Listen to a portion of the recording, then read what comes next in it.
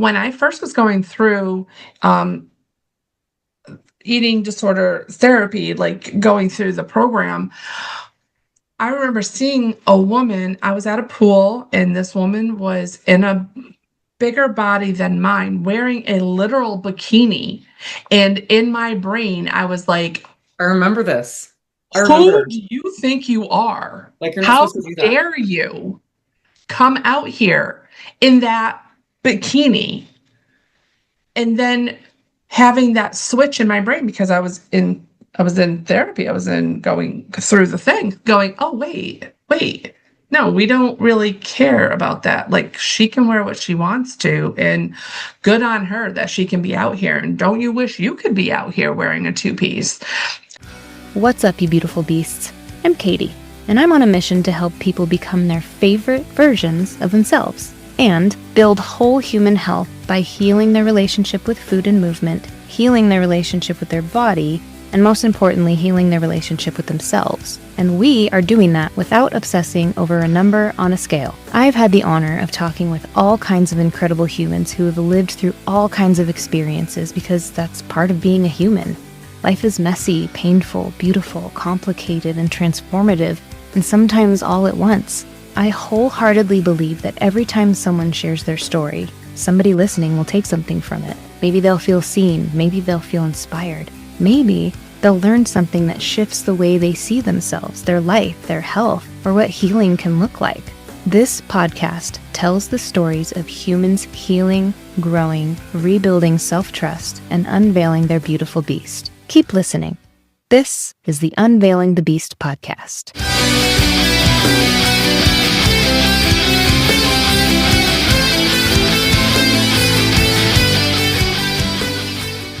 Welcome to the Unveiling the Beast podcast.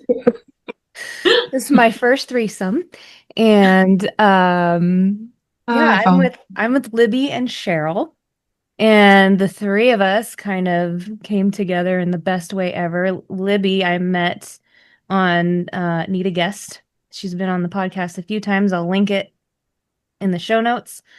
And then she introduced me to Cheryl, and we all just kind of became this trio for a while. And then we all stopped talking because we all got busy. And I was like, hey, you guys want to be on my podcast together? Heck So yes, here they Libby are. says. Yeah, we were trying to do it and just couldn't. Yeah. We in a both had crazy crappy time. signal. Yeah. Yeah, we had a crappy signal, and I was in over my head with life, so Yeah. I was buried. Divine timing. Yeah, Yeah. now's the time. Just now's the time. Now is the time. Yeah. Here we are. Here we are. So can you guys take turns? And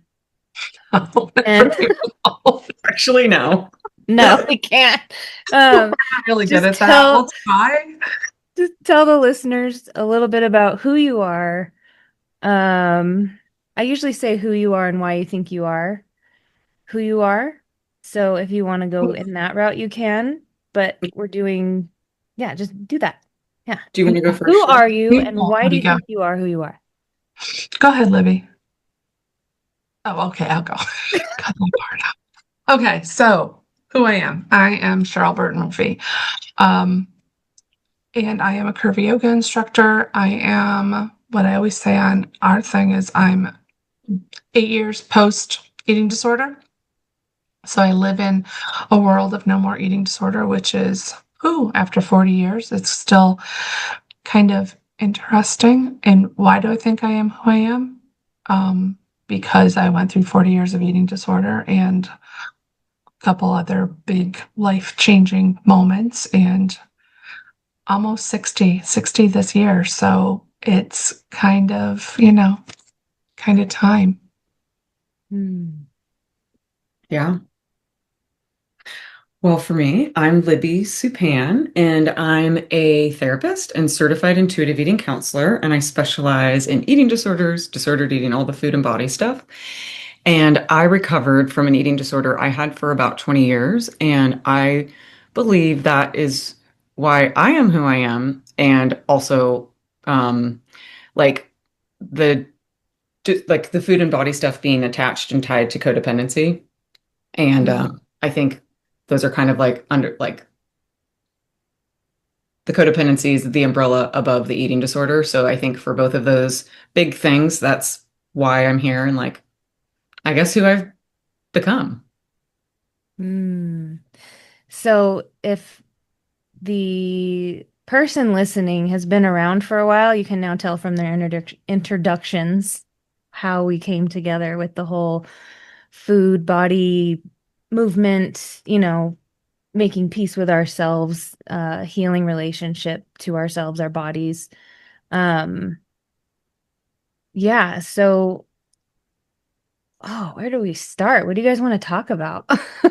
I You don't want know. Will Want to you? talk about Go Okay, ahead. Katie, I remember, I don't know if it was our first time we did a podcast together, but I loved your story about how it was almost like a mishap that you learned about the words intuitive eating.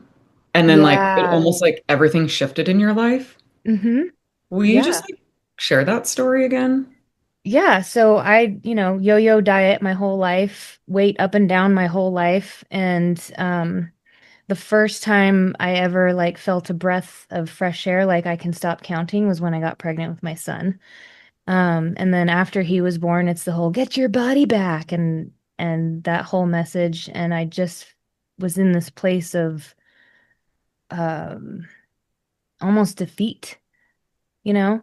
And I went out with some friends. We went out to lunch. One of my friends was visiting from Oregon. And we all went out together. And one of my friends was like, have you ever heard of intuitive eating? And I Love always that. say it like that. She never actually said it that way. And she laughs when I talk about it. But that's what sparked the whole thing. And the funny thing is, she didn't even know there was a book. Wow, that's right. Yeah.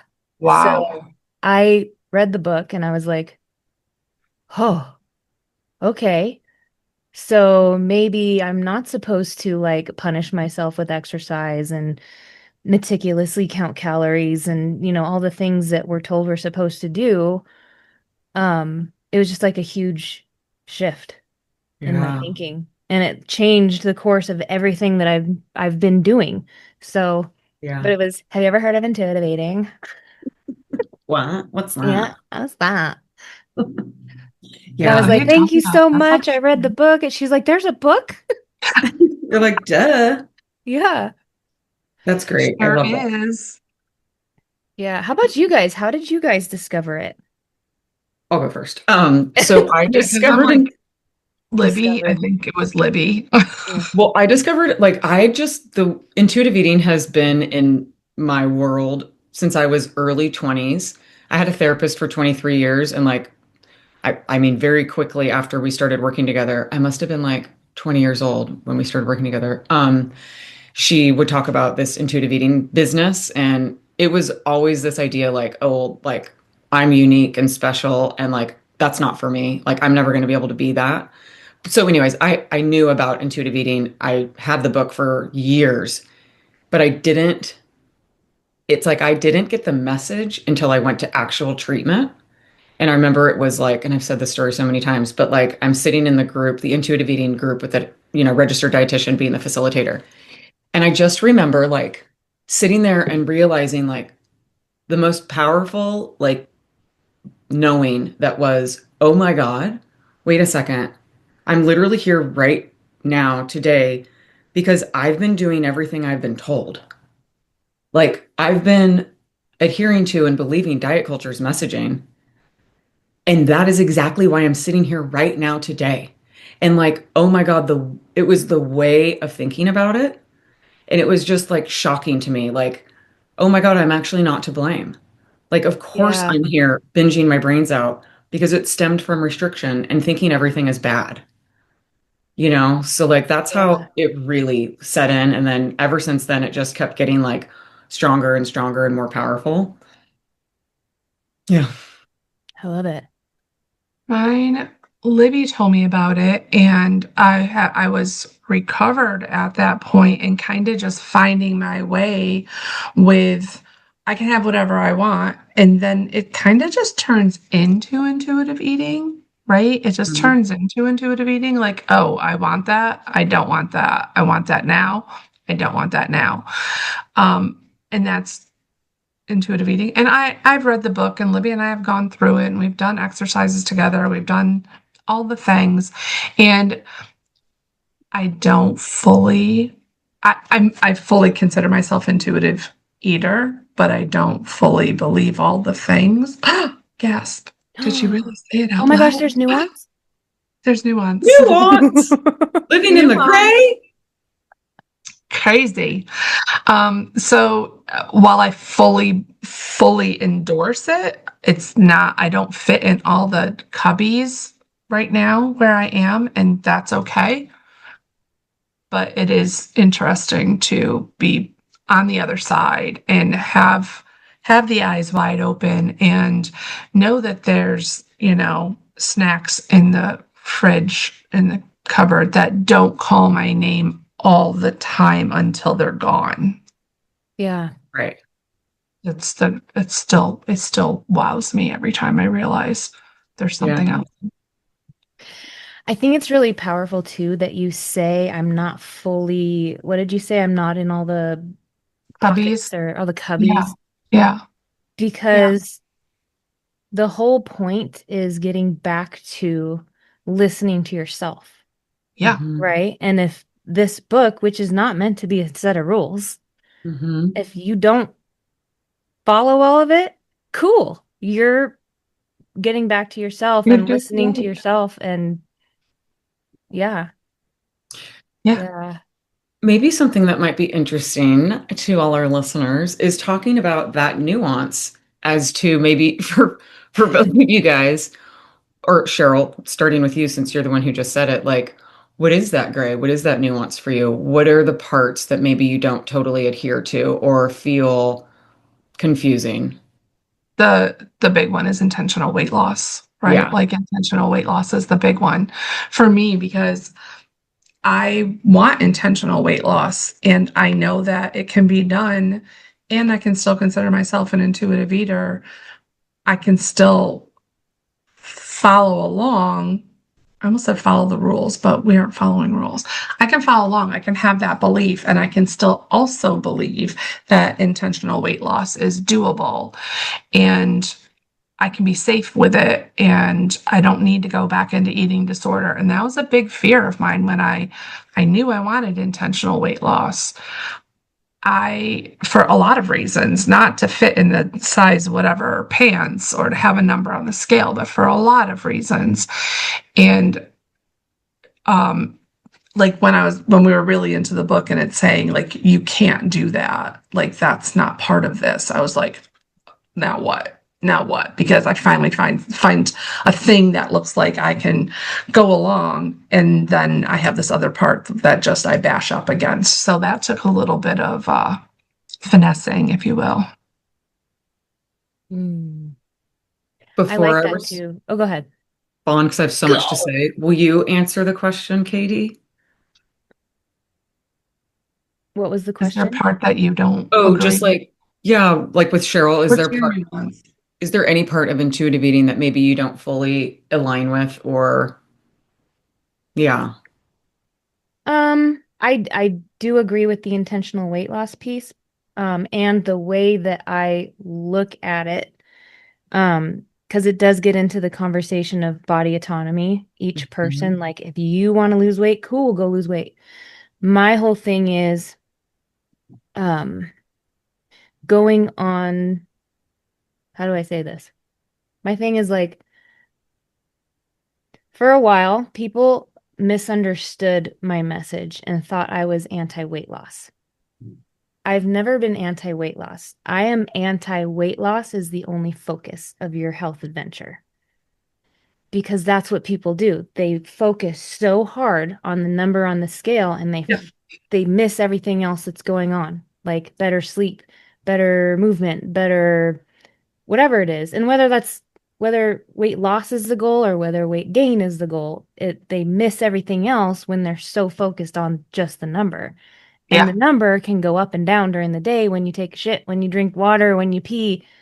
Like the number doesn't really matter. So the I guess my nuance gray area would be the weight loss piece. It's not that I'm anti weight loss, anti Mhm. intentional weight loss, it's when that becomes your only focus, you're missing the whole point. Yeah, for Yeah. sure. Yeah. So, yes, I agree with both of you. And I think also, like, I always like to be very careful with like giving more nuance to what both of you said because I know both of you, like, we've all talked about it, Hmm. but you aren't to just like random people doing intentional weight loss. You're people that have struggled, you've recovered fully, you thought long and hard about, okay, like, can I do this thing? Can I try to lose weight intentionally without it triggering or bringing anything back that was Mhm. disordered. And I think both of you have done that in such a mindful awareness state of being that it's very different than how most people would do it. And I think that really matters for anyone listening. You guys have both done a lot of work. High five, Katie. High five. High five. And Yeah. I guess it's tricky, right? Because I am a certified intuitive eating counselor, and for the most part, I'm not for intentional weight loss.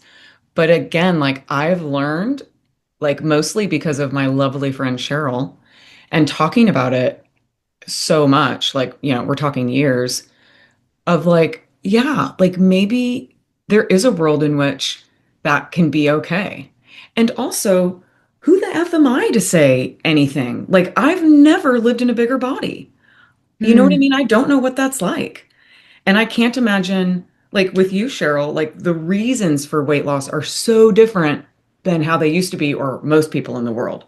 It's not because, like, oh, I want this top to look better, like the number on the scale. It's, oh no, I want to live like a very functional life. I want to be able to move my body freely, take care of myself, move furniture if I have to, take yoga when I'm like 89, like whatever it is, and like bone strength. And, anyways, I think we need to live in a world where there's just more gray.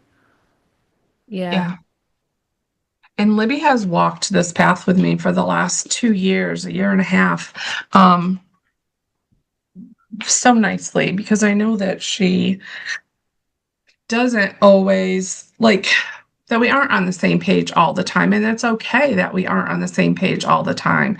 We talk about it like every day. Like we talk all the That's time, it. right?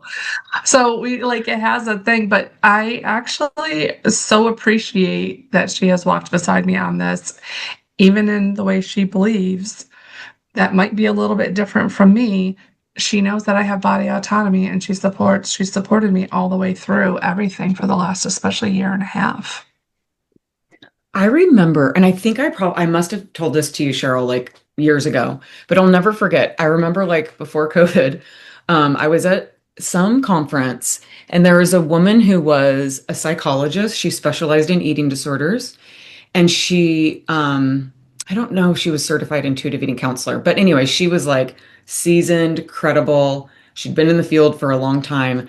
And it was kind of crazy in the eating disorder world. They can be so judgmental.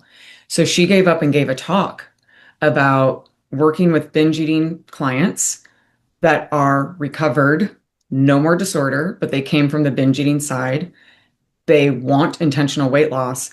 And she figured out like intuitive way to do that using the hunger scale. So basically, because it's all about oftentimes, you can, I don't know, this is probably not the right language, but like grow your stomach. If I eat like 1,000 calories more every day, I'll start wanting 1,000 calories more every day because I've conditioned my stomach for that.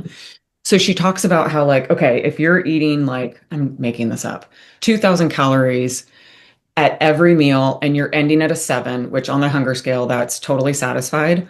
What if we don't change anything except for just leave one bite on your plate? So maybe you leave that meal at a 6 3/4 rather than a 7, and just very slowly do it that way rather Yeah. than like numbers or anything like that.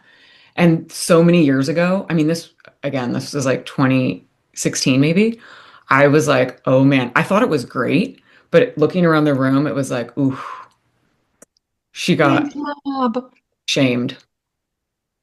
That's awful. I mean, that's great, but that's awful that she had to, get up in front of people who weren't gonna, I mean, brave, right? Brave that they weren't gonna be Yeah. receptive and she knew they weren't gonna be receptive.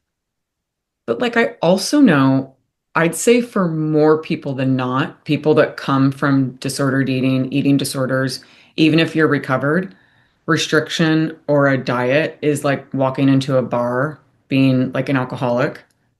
You know what I mean? So you have to be very careful and it needs to be intentional and mindful and very thought out. Yeah, So yes, absolutely. Did we tell you that we had got to meet in real life? I saw pictures. I know, I isn't that was great? just slightly jelly, just a little. I want you to So be real jelly. I was like, there's a missing head in that picture. I know, I know, I know. That's It cool. was so it was so cool. So for people who don't know, Libby and I live on opposite sides of the world. Well, the United The States. world, The And world. the country. Katie, The Katie and country. I live very like a lot closer to each other. We're probably like you're not in Lamont. 2 hours.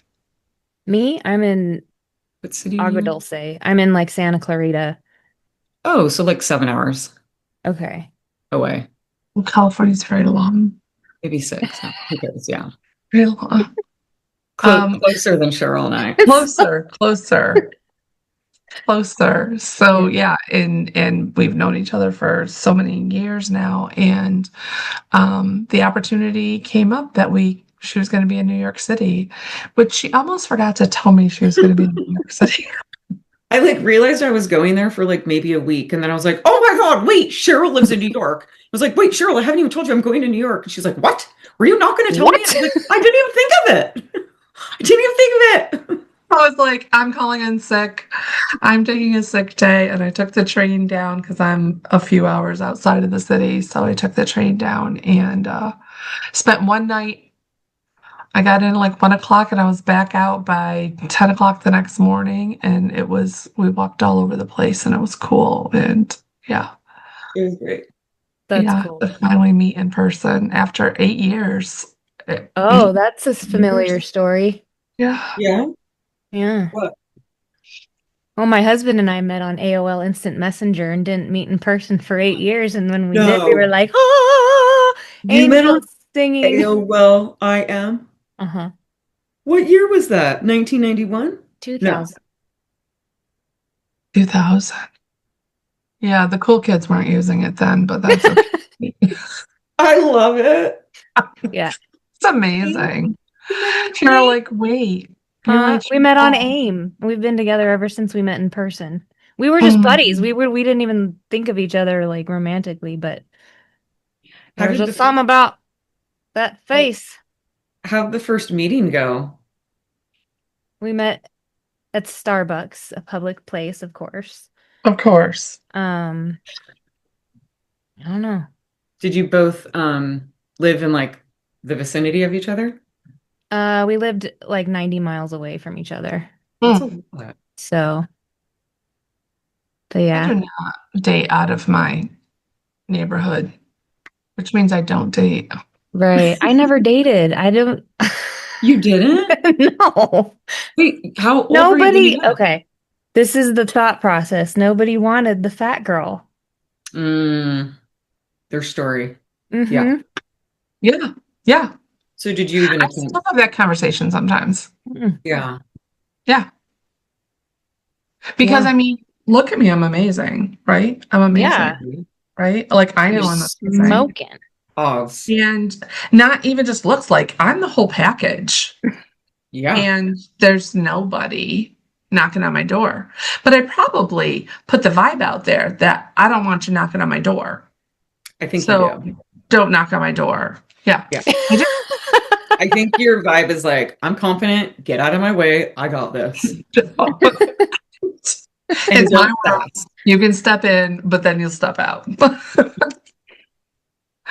I So invite you to stay for longer, maybe. so for both of you, did you both have that story, narrative, belief, and then not date because of that reason? because of that belief of no one's gonna date me because I look this way? At different parts of my life, yes. I mean, I kind of went from relationship to relationship for a lot of years. Yeah. And I've been married 2 times and went from one to the other very seamlessly. Like the one was a friend, was at my first wedding. I got divorced. The other one was there. Kind of not unlike yours, where it's like, meh, there he is. So now we're together. And then after that, I kind of went into another long-term relationship, on again, off again. And then finally I was just like, no, thank you. My goal last year in 2025 was to go on 2 dates. I went on one date. That's This better year than I that. didn't make a goal. Yeah, I did not put it on my sheet this year on my bingo card. What Yeah. about you, Katie? Mine was more like messaging growing up. Mm, Um, Bullies in my family, bullies at school, just constantly giving me the you're the fat ugly girl, you're the fat ugly girl. Um, you know, regular listeners know that my grandma was my biggest bully, and all she cared about was me shrinking. And I laugh because I laugh at inappropriate moments, but like that was just the message always put into my head. And so, you know, I had a boyfriend when I was 16. He ended up being my first husband, and he was an abusive drug addict who mm. also told me, I'm the best thing you'll ever have. You'll never find anybody who loves you as much as I do, which is bullshit. I hate that line. And also, if you ever leave me, I'll kill myself. So it's like this. Ugh. Like, I almost feel like I didn't, I was never offered another perspective of what I could be and what could be for me. Just because it was the constant, you're fat, you're ugly, your body makes you not good enough messaging. Yeah, like So, that was your experience, so that was your truth. yeah. And so And maybe there's in a no way I just one, wasn't looking because I didn't think I deserved it anyway. So, yeah. yeah.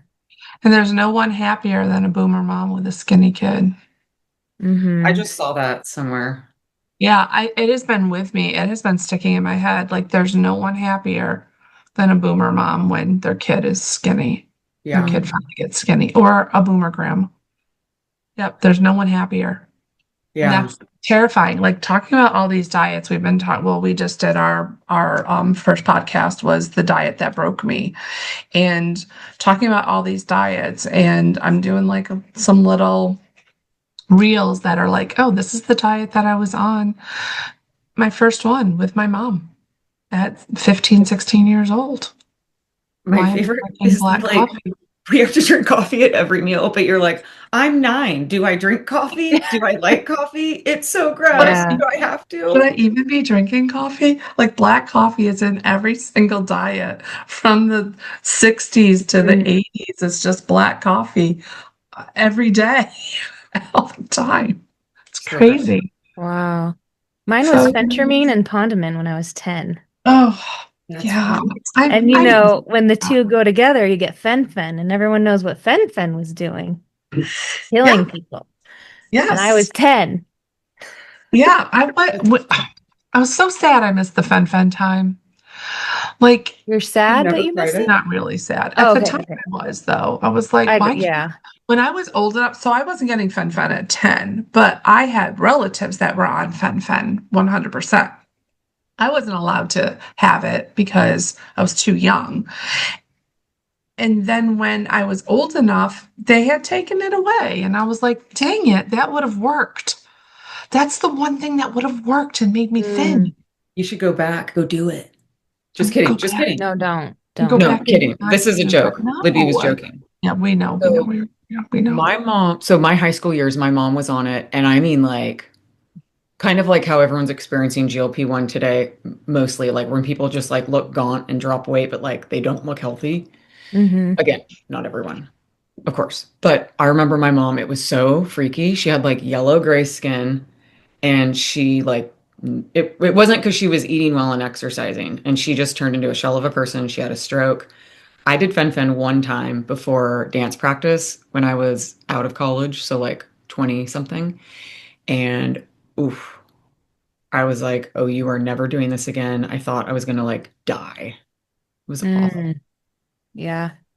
But anyhow, That had to be like so crazy to be having that drug coursing through. I mean, it wasn't even made for your body. oh, I know. And also, by the way, I'm on a professional dance team at the time, and I was not underweight, but so disordered. I was being super restrictive Monday through Friday and like binging on the weekends, exercising so much because I basically had to be like naked performing. And so I did not need to lose an ounce. So Mm, yeah. And, And then and going to Katie, you're so young. 10. Yeah, and that drug was not for 10-year-olds. right. Were you prescribed it? Me? Yeah, or did you get it like from your mom? I was prescribed it. That's terrifying. I want to kill that His doctor. name was Dr. Raber, and he's in Huntington Beach if he's still alive. Oh, well, I won't actually kill anybody. I promise I'm not killing, Would but I you do want to like smack a bitch, would you like ever file a complaint or anything? Or Would have you I thought file? No. you're over it? Yeah. Maybe I will. Just kidding, I won't. But seriously, I'm going to Huntington Beach. I know where Huntington Beach being is. being on that medication and like knowing what know and what it was doing to people, that's why I was so hardcore. Hold on, somebody just knocked on the door. Knowing everything I know about phentermine, having been on it as a child,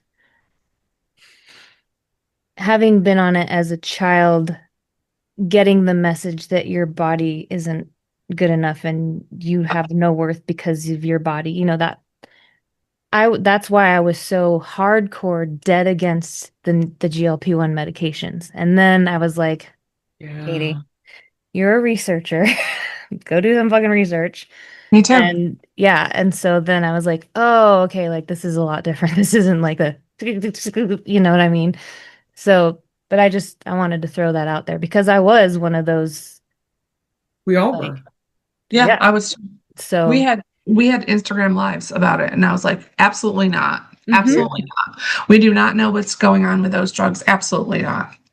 And yeah, but that's the beauty of being a human being is that we can hmm change our mind and we can make decisions and we can have a belief and then we can say, oh, that's not my belief anymore. And that's yeah, okay.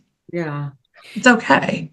Yeah. And for me, I just don't know where I am. It's like I don't know enough. So it's like I've been able to be more curious and in the gray. You know what I mean? Like, yeah, who am I to say?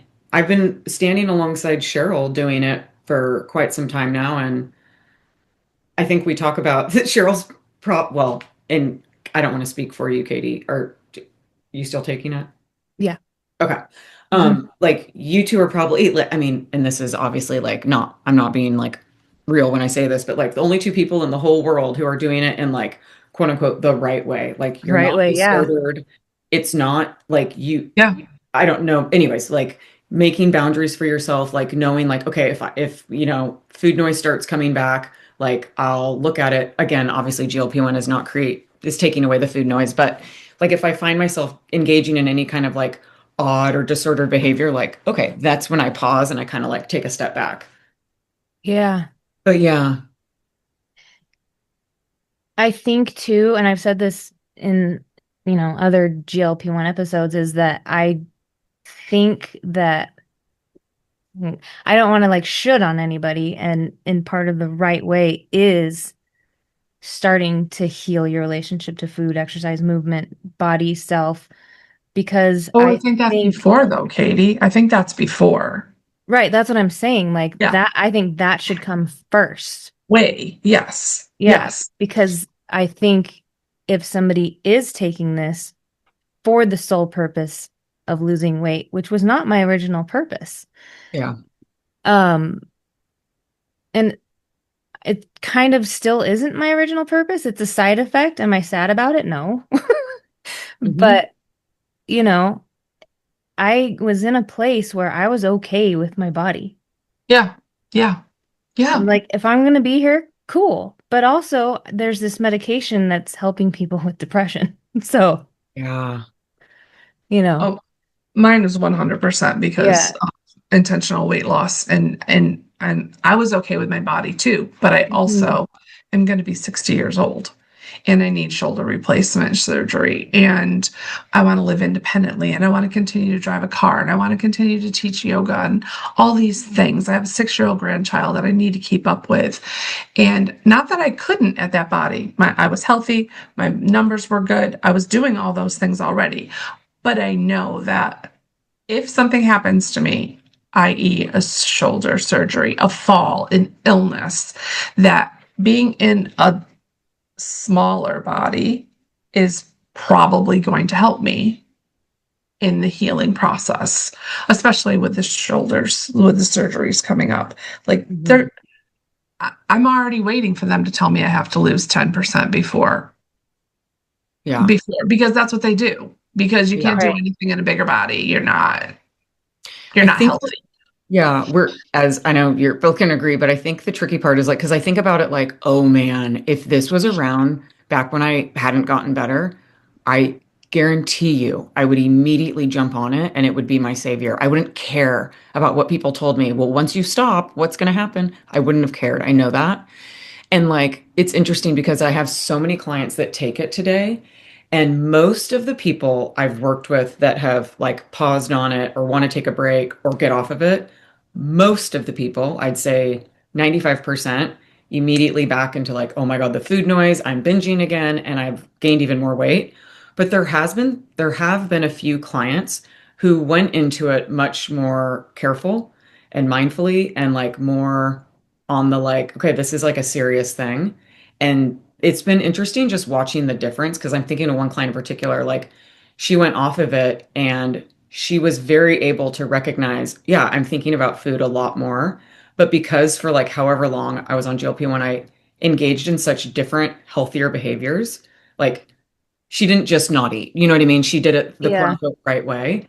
That she was, her body was like conditioned to acting in those like healthier habits, like not using food to cope and like actually moving her body for the first time. And so, Hmm. yes, it was like really hard for her, but it was interesting because I think maybe that was one of the first times I thought, okay, so like maybe it can actually help somebody, but it's because she went into it in a more healthy mindset than probably most anyone else, you know? Yes. Yeah. And that's the thing. I think that's the one factor that matters, Yeah. that makes the difference. Going Tell into it me, without food noise. What would you tell say? me if you've noticed, Cheryl. I think because I was in that healing and in that different mindset, I'm no like as the weight's gone down, I've noticed the diet culture crap so much more. For example, um, I I get my prescription through a separate doctor because Kaiser doesn't cover it. And so, and for some reason, Kaiser doctors are just like anti, anti GLP-1. Because they don't make because they Couldn't don't do make it. money. Eat, just eat less and move more. It's because they don't make money. Um, That's why. right.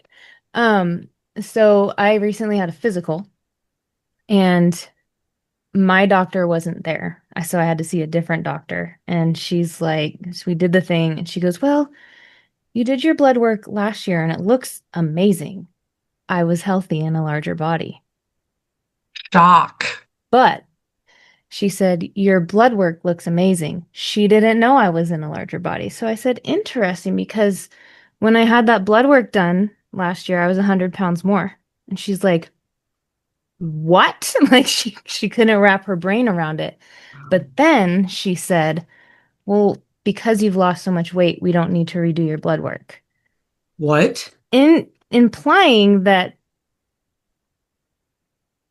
You're like automatically you're healthy if you feed. automatically healthier if you lose weight.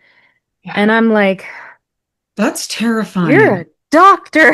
You're You're a not even my dumb doctor. doctor.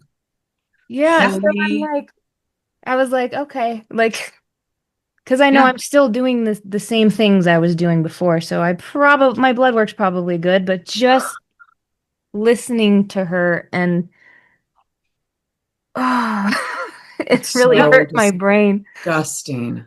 Yep. She's like, we don't need to do blood work every year. You're probably fine, definitely now. And I'm like, You're Yeah, it like, was before. uncomfortable, you know? what if you're Yeah. doing cocaine every day? Like, she doesn't know that. I know. Or Not that you are, but starving like, myself. or Yeah. drinking bleach, you know? Drinking Yeah. bleach. Yeah. Yeah. Oh, that makes me irate. Hmm. I had a similar, not totally similar, but along those lines, right? Because I go to a bariatric doctor for this, and she said she's very good. She's very good, but she still lives in diet culture world. And she said, I have to recall my food every time. I have to recall my previous day's intake when I'm there. What did you have for breakfast? What did you have for lunch? What did you have for dinner? Okay. And then I have to, um, then she checks the BMI chart, right? And she's like, well, what do you want your goal weight to be? And I'm like, I don't know. I don't know. I don't care. Oh I my don't care. God. Yeah, it When I doesn't matter. get there, when I stop, I don't know. Am I going to be on this drug forever? No. I actually might be off now. I don't know. I don't know what's happening right now. I'm in kind of a flux. But she said, okay, what do you want your goal weight to be? And I'm like, I don't know. So I just picked some arbitrary number that's like, I'm like, if I could lose another whatever pounds. And she was like, okay. And she whips out the BMI chart. She starts. And I was like, oh, sis, are we still doing that? Oh, sis, come on, sis. I was like, sis, we still doing that? And she's like, yeah, well, okay, yes, but I know, I know. And then she said, okay, but if you were at that weight, then that would put you at this BMI. I'd be okay with that. Would you? Would You're you would like, be okay with I what my don't care BMI what is? you think, little sis. Like, I was like, okay, all right, oh, you'll whatever. be able to sleep at night. I'm so glad. And she really is lovely. She's a lovely Sure. person, and she's just trying to do the job, right? And she just doesn't know. And she probably has never lived in a bigger body. She's very petite. Nurse practitioner. She probably, or was she a nurse practitioner? PA, maybe? She's a PA, I think. Probably has never lived in a bigger body, so doesn't get it. Has lived in this bariatric world for a very long time. And no one's having bariatric surgery anymore because I'm Right. just doing the drug. So, yeah, she just doesn't know. Just Yeah. doesn't. She hears some of the stuff, but she just doesn't know. She doesn't live there. She doesn't live I'm going to here. say two things. For the listeners, I'm going to link, I have a whole ass video on the GLP-1s. It's like 45 minutes. I go deep. And then I have a whole ass video on BMI and why it's bullshit. Good. And I think one of the bonuses, okay, so I'm about to do something I don't normally do, but I'm gonna stand up and show everybody my body Okay. because Woo! according to my BMI, I'm stage 1 obese. Okay. I'm not Yeah, saying like I'm rail thin or anything, but I mean, I know I'm it's ridiculous. saying, you're petite. You're petite. Just wrong. Yeah. Again, like, no, not good or I bad. don't Who know. cares? But like, I would consider you a petite person. do you like the paint on my pants from when I was Yeah, painting? looks stunning, spectacular. Anyway, But I mean, it's just like most, so many athletes too. Like, they're considered quote unquote obese, and it's like, you loser, doctor. yeah. Really? And the point, oh my gosh, have you guys seen that girl that says you need to act your weight? Oh, Oh, I She can't went stand all her. over. I can't If stand you're her. 160 pounds, No, I'm and like, girl, I would look she ill at goes, when I 160 was pounds. I couldn't fat do at a 160. no, listen. When I When was I was fat fat at at 130 130. pounds, I want to like Yeah, punch I her was through fat. the screen. Her I dumb know. blonde hair. Well, and of course, all the people that we follow are just like Stitch, Stitch, Yeah. killer. Like you, Absolutely. There's been a lot of them though. There was another one who was like, if I walk into the room and my Pilates instructor is Mhm. fat, I'm I'm leaving. leaving. That's disgusting. Oh, there was one that was like, I would never hang out with fat people because being fat is contagious. I only hang out with skinny people that are healthy. And I was like, "Woo." I'm gonna do a thing because I saw one who was like, there's fat and there's fit. I am fit, therefore I don't hang out with the Yes, fats. that was probably And I'm it. like, what about the fit fats? What Yeah. about the fit fats? Because I'm a fit fat. Yeah. Are you a fit fat? Yeah, you're a fit fat. Yeah. So, yeah, what about the fit fats? Who do they get to hang out with? Other fit fats? It's just like, I don't know. My whole thing with everything, and this even reminds me of like MAGA with transgender. It's like, what does it matter to you? Does it Right. actually affect you in your life at all? And if it does, go figure out your dysregulated emotions because, like, dude, that's a you problem. Try some Yeah. breathing. Try some breathing. Like, if somebody else's appearance bothers you, like, dude, seriously, go fix that because that's a serious problem. Why should that affect you? Same with But do like, you remember having that other people, the way other people looked affect you? Do you remember it being like that in your head? I do. I say do. that in a different way. I don't really know what you're saying. So, like, other people being in ultra thin bodies, people being in bigger fat bodies than me. I compared myself all the time. Well, at All the least I'm time. not that big. At All least the I'm time. not that size. Mm. And when I first was going through um, eating disorder therapy, like going through the program, I remember seeing a woman. I was at a pool, and this woman was in a bigger body than mine, wearing a literal bikini. And in my brain, I was like, I remember this. I who remember. do you think you are? Like, you're not How supposed to do that. dare you come out here in that bikini? And then having that switch in my brain because I was in therapy. I was in going through the thing, going, oh, wait. No, we don't really care about that. Like, she can wear what she wants to, and good on her that she can be out here. And don't you wish you could be out here wearing a two-piece? And then it became a thing that I needed to wear a two-piece. And I did. Wasn't a bikini because I'm not there, but I did wear a two-piece and had full belly showing. Yeah. And yeah, you gotta do it like the kids. What's that? That's a clap.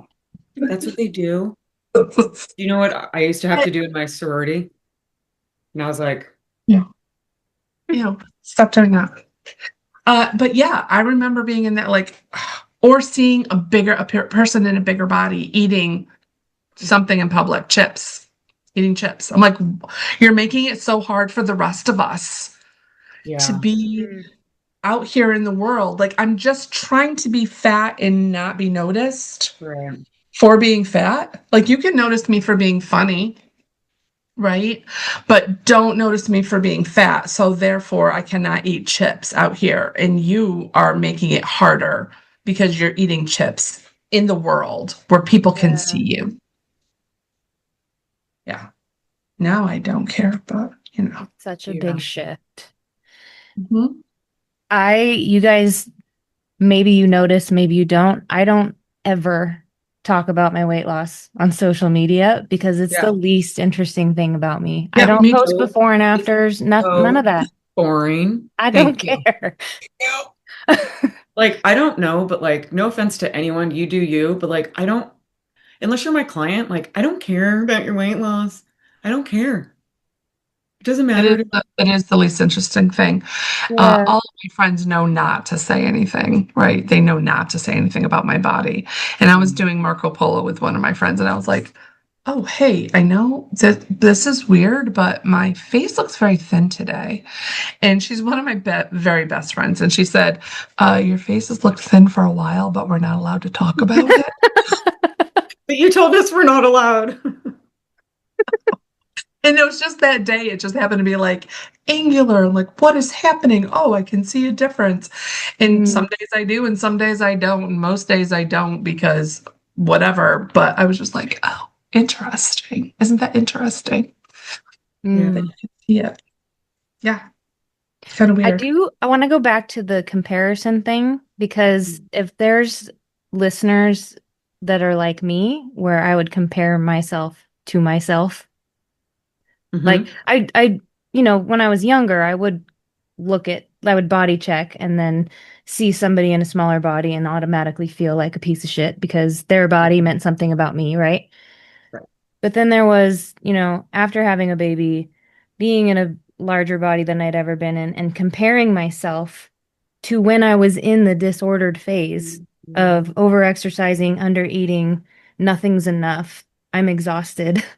I can't figure out why I'm not losing any more weight. Well, because your body's adapting to it. That's a whole other conversation. But Yeah. like, so I was in this comparing myself to that. And what's so interesting is I'm at a similar weight range now than I was in the disordered phase. And Mm, my body still looks completely different because I've had a baby. I'm 41 years old. right. Everything's different. I'm a human and humans are your body's not supposed to stay the same your whole life. And Right. It's so supposed to like, change. yeah, I just wanted to touch on the self comparison, especially if you're a lot younger or you haven't had the kids, like, or if you have kids and you're comparing to before, like, Yeah. stop. Or just menopause, perimenopause, menopause. Like Oh my shit God. changes. It changes Yeah. big time But the Also, problem as is we age. that diet culture teaches us we're supposed to focus on this number and you're supposed to stay there. And it's Forever. forever. And we're just not, and We it's not. cannot. We're We just cannot. not. and it's a We you problem if cannot. you can't. You're to Right. It's blame. discipline, lack of Yeah. willpower. You're just like That's kind right. of a You don't have loser. enough willpower, Katie. You don't have enough willpower. You don't, I don't move my body enough and I probably eat crap. So Yeah. I'm probably lazy too. Yeah. It's all I'm that sure. Um, buttercream frosting I've been eating. Yeah. One thing I like talk to my clients about Yes. is because so often, when you're in it, you are comparing yourself to everyone else.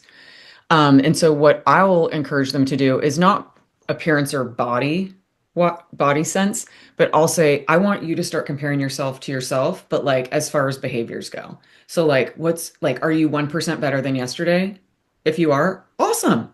If you're not, Yeah. like, what's just one thing you could do to be 1% better? So like start comparing yourself to your past self and see the progress in it? Yeah. Yeah. Uh, That's great. I like that.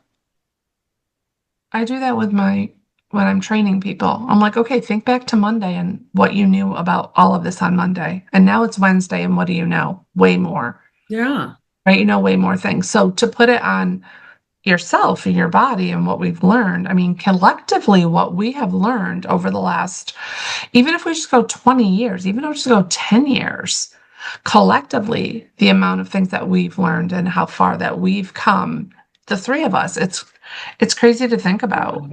Yeah. Yeah. I'm so glad that I've with whatever experience or training that I've had, that I don't just look at the eating disorder or disordered eating, like those issues, as just like psychology. I now like love mostly to look at it as far as like the brain goes, neuroplasticity, like rewiring the brain. Like I find it so much more powerful and easier for clients to kind of like wrap their heads around it. Because the way I explain is like, it's not you, it's truly just the way your brain is working. So like I just had session with the client and she's talking about she keeps getting into the story. But I know I'm going to binge at the thing. I know I'm going to binge and I have to stop her. I need you to stop. Like that's a story you're telling yourself. Like, and as long as you tell yourself that story, it's more likely you will binge than you won't, because your Hmm. brain just wants to do what it's supposed to do, which is pump you up with whatever you put in it. It doesn't know good or bad. Anyways, I think it makes it easier for people. And I wonder, like, what do you guys think being on the other side of disordered? I agree. One of the things that they teach us, like as a coach, is there's never anything wrong with the person, just the programming, which is kind of what you were saying, because the programming is the Yeah. brain, right? So, and when it's easy to say that, but when you really wrap your head around that, you look at people differently. Like, You look at I don't, I almost want to say you look at MAGA differently. It's their programming. I don't know, no, like, totally. yeah, it's just I don't even know where my thoughts are going with this, but it's a simple sentence. There's nothing wrong with the person, the programming. Yep. But when it's easier to deal with people, I guess, when you know that, Hmm. you know? Say more about that. What do you mean? Easier to work with the person? Oh, I know what you mean. So like if somebody's lashing out at you, Yeah. If it's you're like it has nothing it's to do with not you. right. Right. It's It's their them. programming. It's not you, it's me. Wait, Yeah. it's not me, it's you. Sometimes, Yeah. sometimes, Yeah. right? Like sometimes people are lashing out at us for a reason, but a lot of times when you're working with them the way that you two work with them, yeah, it's their programming, right? Mhm. It's what I remember fighting with my therapist like so much, fighting with him saying, no. Like if there's a zombie apocalypse, Cheryl, this is my Oh favorite yeah. one with him. If there's a zombie apocalypse, because I was all about clean eating at that time when I was with him. So I was paleo, Whole30. I eat clean, right? I Right. eat Washing clean. all your food. I Totally. scrub it up. Soap and I eat water. clean. And he said, okay, so if there's a zombie apocalypse, Cheryl, and the only thing to eat is SpaghettiOs because it's canned, it's shelf stable, and that's what's like, what are you going to do? And I was just like, well, I guess I'm going to have to eat SpaghettiOs, If right? I Like, must. being like so offended. And then having to figure out like, oh, that's energy. It's food. It's just energy. And it's not clean or dirty. It just is gas in my gas tank and energy to keep me going, to keep me alive. Okay, wait, here's the funny thing. Maybe not funny is the right word about what you just said. So it's like I'm putting myself in my therapist chair, having that conversation as if I did, right? And in my disordered brain, it's like I could never allow myself to eat SpaghettiOs. What are you talking about? That's disgusting. And yet that version of myself much more likely is going to binge on SpaghettiOs than ever eating it today being non-disordered, right? It's like Yes. so messed Yes. up in your brain. I know. Yes. Like having the conversation about Crystal Light the other day. We had a conversation about Crystal Light. And I mean, I might have been listening to the conversation and editing, but anyway, we did have the conversation. And I was like, oh, yeah, I had to switch over to the strawberry Crystal Light because it was lighter, because I was doing raspberry ice and it was dark and I saw how it stained the counter. It was like, oh, I can't put that in my body. And this is when I'm in full blown binge world. Like I Right. lived an eating disorder. And my worry was that the crystal light dye was going to be getting me. Like That that's was the my thing. concern. Right. That was my concern was the dye in the crystal light. Totally. Bless your heart. I know. I know. Poor Cheryl. Poor Cheryl. Yeah. The thought process for some of this was just nuts. Yeah, it's like I always remember her saying, like, trying to get me to like just try intuitive eating. What if it was up to Libby, like there's no disorder, like what would you pick to eat for lunch? Like your favorite lunch? And at the time, I was in my 20s. I loved a Subway. And I was like, a turkey sub sandwich, just a 6 inch with like chips and a Diet Coke. And she's like, okay, can you eat that? And I was like, no. Why? Because the second I eat that sandwich, I'm gonna want more. The second I eat to take a bite of the chips, I'm gonna go out and like binge. But the funny thing is, I wouldn't allow myself to eat that in a giving permission way then, but I would then not binge on that, but on a million other things that were like way less nutrient dense, right? Right. And today it's just because it lives in your brain differently. It's like I just don't even think about any of it. And it's so hard for anyone to know who's in it that like that's the possibility. Like I promise, keep going. Like you'll get there. Oh, it is Yeah. crazy. It's Yeah. crazy that there's a world after that. And to live there for 40 years and to be living here for the last 8 years, it still blows my mind when I don't eat something or I don't have feelings around eating something or just I'm like, oh, that was really good. And now I need to put it down because, and it's not just GLP-1. I've had that. I've only been GLP-1 for a year and a half. I have had that feeling for a long, long time for the 6 years before that, right? That it was like, oh, you can just have those things in your house now. Peanut butter. Who knew? It Yeah. almost feels like getting out of a cult. No, no, no. Swear. That is Was in It a exactly cult. really what We does. I can think speak of to it. that. That's what I think too, because like you were saying, I don't want to make this like a MAGA thing, but like it's like the group think, right? It's like the narrative. It's like you cannot like have any space in your brain to even imagine there's any other way. Yeah. Like that doesn't even exist. And so like why would anything ever change? Yeah. The beliefs are And so strong. and it's interesting because when I was diving into intuitive eating, I found that on the other side too, and I noticed it when somebody bashed somebody for posting a healthy recipe in an Oh, intuitive eating place. And I was yeah. like, I don't.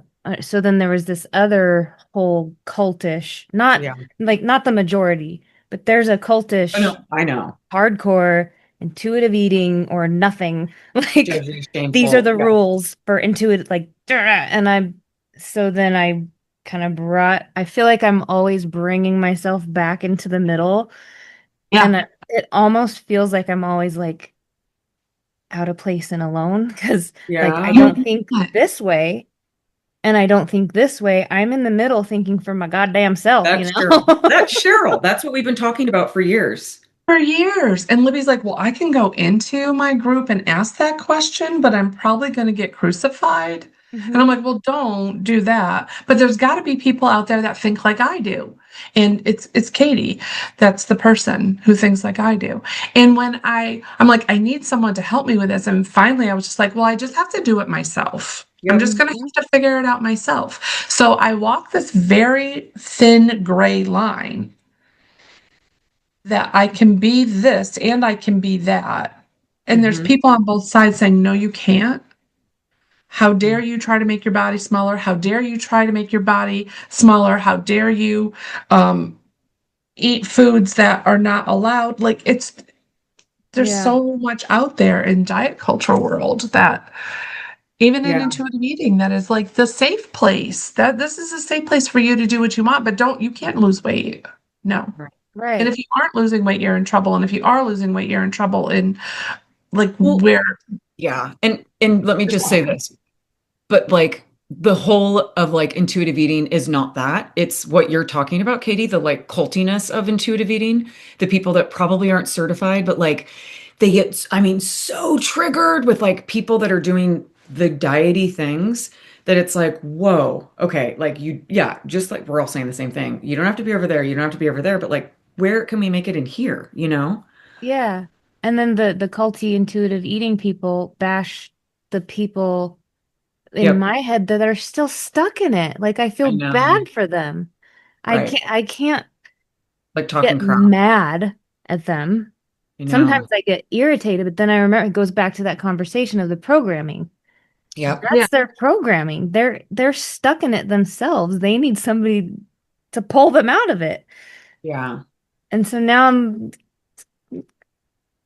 and I find myself doing that, you know, you know, there's this extreme side and this extreme side, and then here's Katie. Like I'm the same with politics. Like, stop fighting. Yeah. Oh my God. Yeah, it like Anyway, hurts. we don't have to talk about that, but Yeah. yeah, yeah, ugh. When I think, and I wonder what you two think, but like, the different language that we use. So there's anti-diet, which I think is the most familiarized, trendy word that we'll use in the anti-diet community. But Hmm. I started liking non-diet because it felt not so to that side. It was Mm, kind of like, yeah, I'm not in diet culture, but I'm not like everything is anti. Like I could never have a sugar-free food again. So maybe I'm just Right. like diet. One I of my like, favorite drinks right now is Dr. Pepper Cream Zero. Dr. Is it is it Pepper good? good? Cream Soda Zero. Yeah, I saw that and I want to try it. I want to Because the try. sugar one doesn't taste as good. I hate sugar soda. I hate I it. hate I won't drink sugar it. soda. I like saying diet culture dropout Hmm. because Mm, I'm not playing with that mentality anymore. So I kind of just don't do it because, and you're right, because I'm in a bigger body and still in a bigger body, right? And so the people that are over here in the bigger bodies that are like, you can't lose weight, right? Hmm. There are Hmm. people who are like, and if you do, you're a traitor because Hmm. you're supposed to right. be over here with us in the fat bodies, and how dare you try to lose weight? Yeah. Because you're what? So the body autonomy, the living in the middle, the living in the gray, and being a diet culture dropout. Like I'm just not gonna play Yeah. with that anymore. And I can do whatever I want, right? We can do whatever we want. Yay, sis. Well, I didn't realize that we are 11 minutes over the hour. Um, and so for the sake of the wee one, I'm gonna Yeah, yeah. I'm And gonna wrap up. But I do have one more question for you guys. Um, and I ask at the end of every episode, who's gonna go first? I know you don't know that. Well, Libby, you might know the question. I don't remember. And I'm like, how do you not I remember? don't remember either. And I just listened to you talk to Sue the other day. Me Okay. too. Okay. All So, right, go ahead. well, I do ask it differently now, Libby, so maybe you haven't heard it. But if the entire world stopped what they were doing and looked at you and said, please give me some advice, what would you say? You're About anything? welcome. About anything? About anything. It doesn't even have to be food body I related, just know mine. anything. It's what I say all the time anyway. It's none of your business what other people think of you. I would say check the facts. Whatever is going on in your brain, where's it coming from? Is it real? Is it factual? Is this thought serving me? So like maybe check the facts. I like that. And yours, Cheryl, is what again? What other It's none people? of your business what other people think of you. Okay. I've been saying that one for a long time. You know. Well, thank Boom. goodness. What about you, Katie? Mm, Yeah, does anyone ask you? no. Nobody asked Katie. Well, you got to answer now, girl, sis. The thing sticking out for me is think for yourself. Mm, And going with what you say, check the facts, like do yeah. your own research. Don't even believe me. Same. I Same. I'm educated in this crap and don't believe me. Like go do your own research. Don't believe everything you hear on the internet. Seed oils aren't going to kill you and Please don't get me started. Yes, they are. Also, there's no such thing as a superfood. Just saying. okay. That's a whole different. That's a whole different story. So, so check the facts. It's none of your business what anybody thinks about you. And think for yourself. Beautiful beasts, Cheryl and Libby signing off. Until next time.